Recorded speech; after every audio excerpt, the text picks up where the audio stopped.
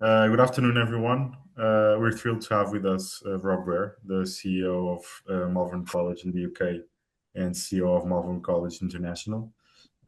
Rob is a leader in global education with a wealth of experience in growth, in leadership, and educational transformation. And today we'll dive into his journey with Kaizen Institute to see how and why they adopted the Kaizen philosophy at Malvern and how it has impacted their organization in terms of leadership, continuous improvement, and education as well. So we're excited to hear Rob's insights and the practical learnings from this journey. And let's just crack on and go straight to the questions. Welcome, Rob. Thank Thank you you, Francisco. for being with us. Um, so let's start with this. Why did Malvern decide to adopt the Kaizen methodology, and why did you see it aligning with the institution's goals?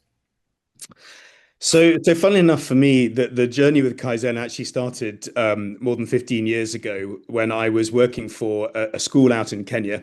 And the chairman of the board of governors was a very, very successful, in fact, globally successful flower farmer who had worked extensively with Kaizen to improve efficiency on his flower farms. And he told us some wonderful stories, simple things like people walking miles across warehouses to get rid of cut stems and instead putting a hole in the table and just sweeping them in there straight away and saving hours of work. And those stories really struck a chord with me. Mhm. And actually, whilst I was in Kenya, he tried to really push us to put Kaizen in place at the school I was working with, but we never seemed to quite get over that hurdle.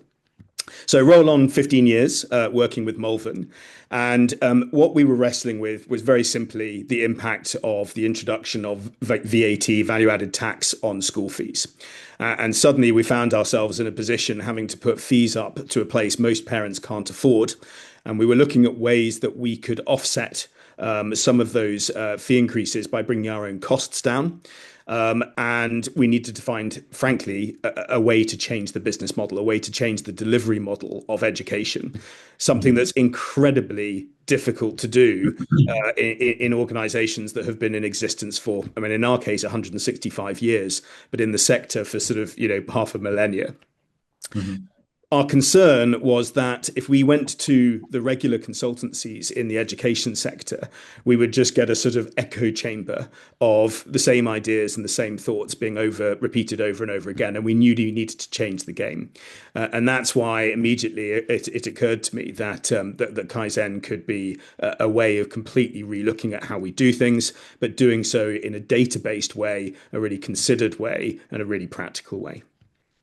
Yeah, it was a huge challenge, the change in VAT, and I think the approach that Malvern had of going outside the box. You were one of the front runners in that sense. So, did you have any specific pain point or moment when you realized that Kaizen could be the solution for Malvern? Um, Yeah, I mean, what many people don't realize in the UK is that VAT on school fees was only half of the story. At the same time, behind the scenes, there were a number of major interventions that have driven the cost base up significantly, including much higher national insurance contributions on staff and so on. And actually, a big problem in schools is 70% of your cost base is basically your staff.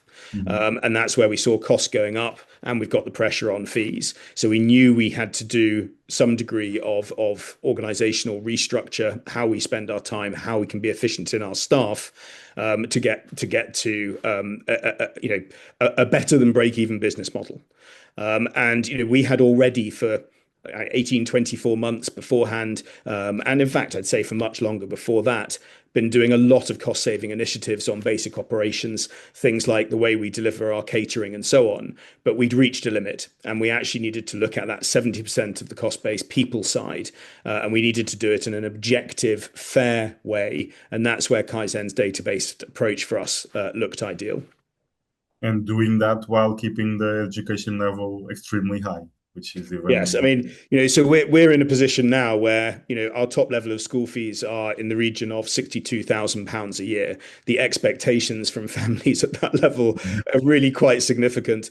So as you say, finding a way to be efficient, but without dropping quality. And in fact, I would argue the real beauty of working with a Kaizen is that if you do eliminate that waste, you've genuinely got an opportunity to save money and improve quality at the same time. yeah, one of the objectives was actually to increase the amount of time that teachers spend with students, which Yeah. is yeah. And one of the other big pieces for me is, Malvern College is not just about the UK. VAT is a UK specific issue, but we have schools around the world in China, on mainland China, in Hong Kong, in Japan, Egypt, and so on. A big part of this for us was also about establishing those quality standards, if you like, that would provide consistency both within the college in the UK between boarding houses, for example, but across our schools around the world as well.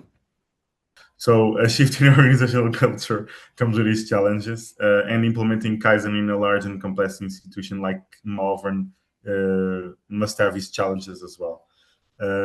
So could you walk us through some of the challenges that you faced and how did you overcome them? Yes, I mean, I think and once again, I allude to the fact that our organization, for example, is 165 odd years old, and we've always done it that way, and it's always worked for us. And the idea that suddenly change is needed is it takes time. It's like I always describe it's like being a relay race. We're clear at the top to the strategic need for change, but bringing everybody on board in the organization is absolutely critical. And one of the reasons, again, that I wanted to bring Kaizen into Malvern, and I'd learnt very strongly from our chairman in Kenya, was it's about the front line. It's about bringing the people who are doing the day-to-day work into the equation, get their ideas, make them live what we want to change. And so the challenge for me was how to do that. And one of the phrases, obviously, your team used was this idea of paradigm shift. And actually, what ended up happening is some of the early presentations or in fact, I should reframe those as workshops that were run by Kaizen was simply about introducing the concept of paradigm shift, of breaking out of that way that things have always been done. And what I thought was great was the feedback afterwards. People were smiling. It was like this sort of revelation aha moment of, gosh, it just hadn't occurred to me that that I was trapped in this sort of rut as to how to do things, but we have permission to actually look completely differently.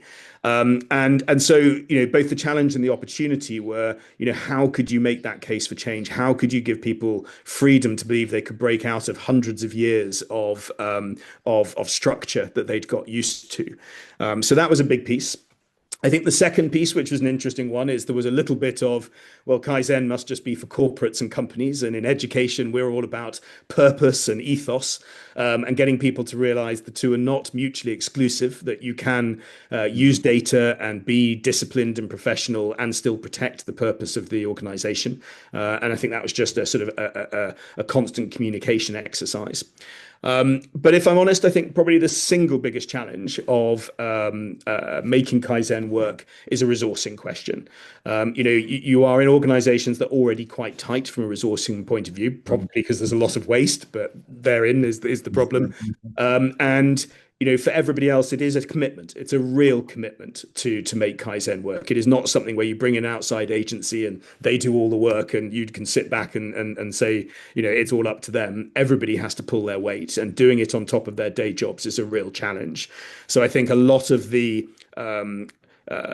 learning for me has been the constant need to remind people of the risk and reward of the exercise. That yes, you're risking all of the effort and the time and the hard work, but the reward is worth it at the end of it all. Yeah, the notion that it always gets a little bit worse before it gets better. Yes, exactly. The darkest before the dawn, as I keep Yeah. saying. What were some of the quick wins that you saw after adopting Kaizen? So, I mean, I was actually delighted because I sort of slightly feel I put myself on the line of bringing Kaizen in and investing and so on. So actually there was a really quick win quite early on, which actually for me, funnily enough, is probably one of the single biggest game changers of all, which was looking at our academic leadership structure and finding that there was a real imbalance in the number of reportees to certain individuals, that there was a real loss of pastoral and personal development because there were multiple reporting lines with people having, 4 or 5 bosses, if you like, but no one taking absolute responsibility for the individual. And, it really wasn't that complex a thing to go back through and to restructure the entire organizational department, but doing it together with Kaizen. So once again, this wasn't about Kaizen telling us what that structure should look like. We have redevised our own structure, but using the principles that Kaizen have helped us with. And we've done that. That's what's going into place. And, I'm a big believer that schools in particular, I think any organization, but schools in particular, are about people. We know that 70% of our operational expenses are people. It makes absolute sense to create a structure where the people right the way through to the front line are taking leadership and bringing innovation and taking responsibility for quality. And that was the first quick win, I think, that came out of the exercise. And it was great for Malvern to have the opportunity to rethink such a classic way of doing things in a such modern way. It was delighted. It was delightful to see. And I think in that instance, Kaizen has been able to hold up a mirror, if you like, to where we could improve, but we've got a lot of hard work to do to follow that through. Right. How did you touched on KPIs and the embedded meetings or the mission control meetings as we usually call them. How did you measure the success of Kaizen adoption? So which KPI did you use or metrics or was it also the feedback of the teams? So, I mean, one of the things that I really appreciated in this process were the value reviews that we had with the individual initiative leaders. And what probably was one of my most positive experiences was watching some of the leaders of those work streams get passionate about it. I was worried for a while that they would be resentful of the extra workload, that they wouldn't buy in, that they wouldn't see the value, but quite the opposite. I mean, if I take, for example, we have 11 boarding houses at Malvern, and one of the things we've long known is that the standard of experience varies between those 11, or at least the way that we put our different activities in place. And we wanted to get to a greater degree of standardization, but without losing the individual character of each house. And so, obviously, from our point of view, that started with a pilot that was led by one of the house parents, one of the most senior. And what was great was to end up seeing how passionate she was about doing this and about saying, "Gosh, this has exceeded expectations. We found this incredibly useful in a way that we weren't expecting." And for me, the KPI now is really about the rollout adoption that everybody else is doing that. And again, I think the hard work now is to maintain that momentum and not let it drift as things progress. I think what's very difficult in projects such as this is you get a first flush of excitement. And then you have a slight dip as the hard work kicks in. We're definitely in that stage now of we've proven that this is of benefit. How can we make sure that everybody lives it every day?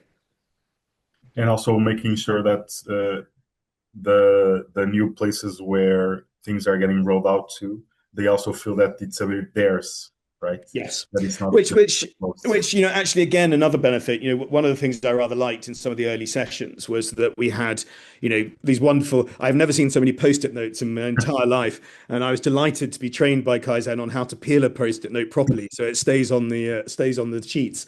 But what was great is that we put up all those post-it notes down the corridors outside our staff room and the main offices, and we invited all of the staff to come and see those sheets and to listen to a talk through by the different workstream owners. And prior to that, there'd been a few little bits of gossip I'd been picking up that people felt like, what is this Kaizen thing? We're a bit suspicious, and we're not involved in what's going on. And then they were almost surprised that it was so open book and that they had the chance to go and look at all of the boards and be talked through. And I think that definitely built a sense of excitement. Mhm. Thank you, Rob, for sharing everything and your valuable insights into the journey with Kaizen. But before we conclude, is there any final advice or words you'd like to share, particularly for those who might be considering to adopt Kaizen in their own work or institutions? Yes, I think the one thing I would say is Kaizen is a commitment. I've said this already in some of the comments I've made, but if you're going to do it, you are committing not to a quick 3 month exercise and everything gets fixed. You are committing to changing the way in which you work. And I think it requires an enormous amount of leadership from the top. And I think it requires a really clever thinking through of how to make sure everyone at the front line is part of that, that they get to own it, that they don't feel it's being forced upon them. And if you do that right, it will become self-perpetuating. But to get to that self-perpetuating phase takes time and is a commitment. It's one that I absolutely think is worth it, but it does take that commitment. Thank you very much, Rob.